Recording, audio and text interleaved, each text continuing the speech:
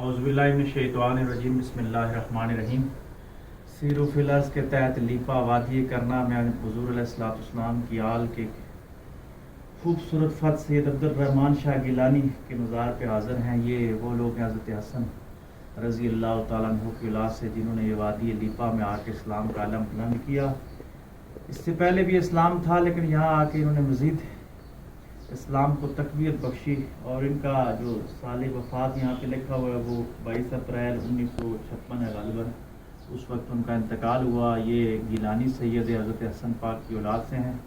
ان کے آباء و اجداد سری نگر کے قریب وہاں پہ ان کے مزارات ہیں، وہاں سے یہ یہاں پہ آ گئے اور آج یہاں پہ مرجع خلائق کی دربار بنا ہوا۔ اس پورے علاقے میں وادی لیپا میں یہ مرکزی دربار ہے، یہاں لوگ دور دور سے آتے ہیں، آ کے یہاں ذکر اذکار کی محفلیں سنتی ہیں اور اللہ والوں کا یہ پیغام محبت تقسیم ہو رہا ہے۔ اللہ ان نیک لوگوں کے صدقے ہمارے حال پہ بھی رحم فرمائے۔